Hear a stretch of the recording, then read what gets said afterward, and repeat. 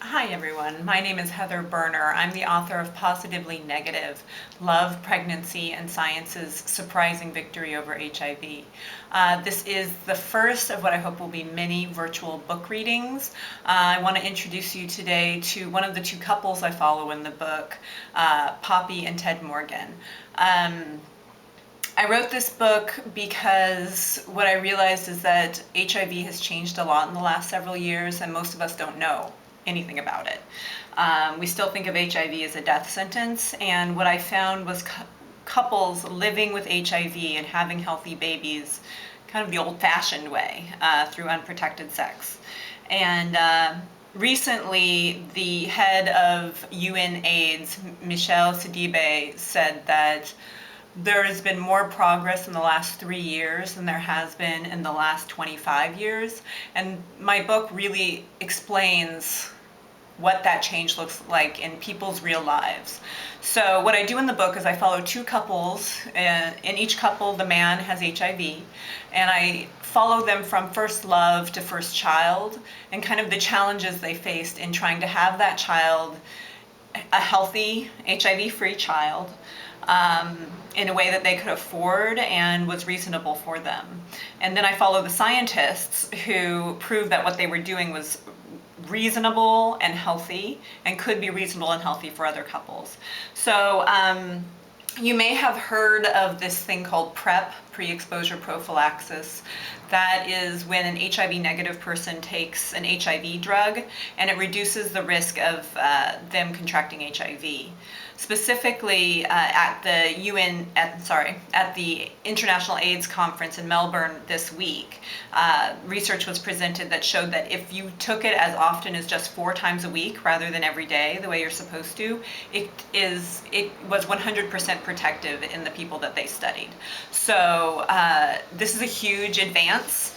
And while we hear about this mostly in gay men and in trans women, it's also about almost 50% of the people using PrEP are women, according to statistics from Gilead, who makes Truvada, which is the drug that has been approved for PrEP, pre-exposure prophylaxis. And Poppy is one of the couples in my story.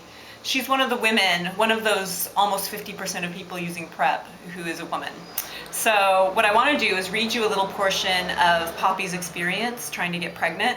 And what I loved about Poppy was, first of all, she just is so open, and she speaks in stories. She's the type of person you could sit down with and have dinner, and she would just regale you with stories. She's just a lovely person and fun to talk to.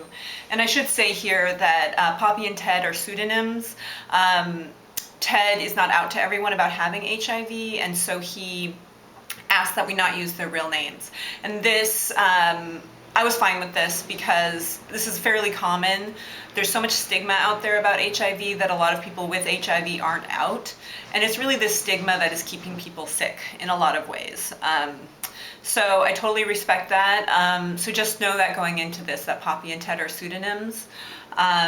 So what Poppy does, Poppy and Ted Poppy is one of those people who always wanted to have a baby. Not every woman is like this. Not every woman wants to have a child, but Poppy really is one of those women who grew up always knowing she wanted to be a mom. She told me this story about how when she was a little kid in a suburb of Chicago, she would put the forks and knives away in the utensil drawer and pretend they were babies, and she would put them to bed with their siblings and wish them sweet dreams. So this is the woman we're talking about, and she falls in love with this man who has HIV, and she really wants to have a baby. And she's like most people, she can't afford expensive reproductive technology, and so she goes through a long journey. It takes about 12, 13, how many years does it take? It takes about 14 years for them to go through this journey, and along the way there are a lot of barriers for them. So I'll start off kind of in the middle of the story. This is in 2009, I believe, and Poppy and Ted are considering using a sperm donor. So here's what I wrote. Poppy Morgan had been married for 8 years, and had wanted a baby long before that. Sometimes the grief of not having one felt like a physical pain. Using an HIV-negative sperm donor had seemed like an option for a while, but then the couple took a trip to Disneyland. Morgan remembered trailing her husband through the crowded streets of the theme park with another couple, the men ahead, the women chatting behind. She watched as Ted talked with his buddy, studying his long strides, his blonde hair, his long limbs. The realization was like a gut punch, she said. She couldn't do it. She couldn't use a donor. If I couldn't look at my baby and see both of us, she realized, I didn't want to see either of us. So that was one step along the way. And then to bring it kind of current with PrEP and what people are talking about with PrEP, I just want to share this little bit. You know, she goes through so much, and she tries to do insemination with her husband's sperm, and very few clinics in California, which is where this story is set mostly, will do it, because there had been a ban on HIV positive men donating sperm, even if it was to have the virus removed and used in reproductive technology. And it's a long story as to why. I can get into that another time. But she had tried all these options. All these things were in front of her, and she just really wanted someone to let her take some kind of a risk. And here is a story of a turning point in that for her. This happens in, I believe it's 2010. 4 words. Morgan couldn't believe they'd come out of her husband's HIV provider's mouth. Just go for it. It's funny how the big changes happen. Ted had left his job, which meant he'd switched insurance and providers, which meant, in this case, that he found his way to Ward 86, UCSF's HIV clinic at San Francisco General Hospital. And that meant that Poppy Morgan found herself talking to her husband's new nurse practitioner about her desire to start a family. The NP, a woman, ordered an analysis of the viral load in Ted's semen and told Poppy the risk of HIV transmission between them was very low because Ted had an undetectable viral load. If she took the HIV drug Truvada, some preliminary studies, notably the PrEP study, which had shown that PrEP could reduce HIV transmission by 44% in men who had sex with men, had suggested it might prevent her from contracting the virus. Here it was, the risk she'd been looking to take. It didn't take long for Morgan to make an appointment with her own family practice doctor to ask her for a prescription of the drug. Her doctor's response? Absolutely not. Morgan remembered the doctor saying, I don't think it's an ethical thing to do. And if Morgan decided to go ahead with unprotected sex and Truvada, her doctor would no longer treat her. What really surprised me is that her demeanor changed, said Morgan. It didn't feel professional anymore.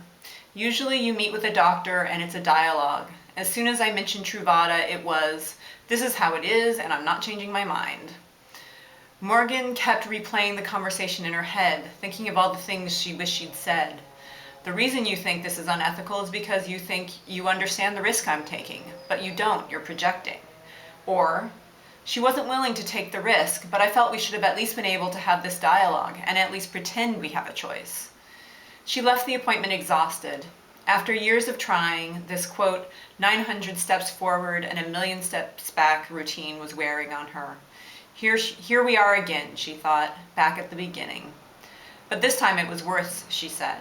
It wasn't a law in the books, it wasn't money. It was this person's opinion standing in my way, and there's nowhere to go with that. But there was somewhere to go, and Morgan went there. First to the Bay Area Perinatal AIDS Center at UCSF, and Shannon Weber, who runs the organization, and then to the doctor Weber referred her to, a doctor in the East Bay who was covered by her insurance and was known to prescribe Truvada off-label. This time, when she broached the issue, would the doctor prescribe Truvada for her? The response was very different. Morgan remembered the doctor shutting her office door, sitting down, and looking Morgan in the eye.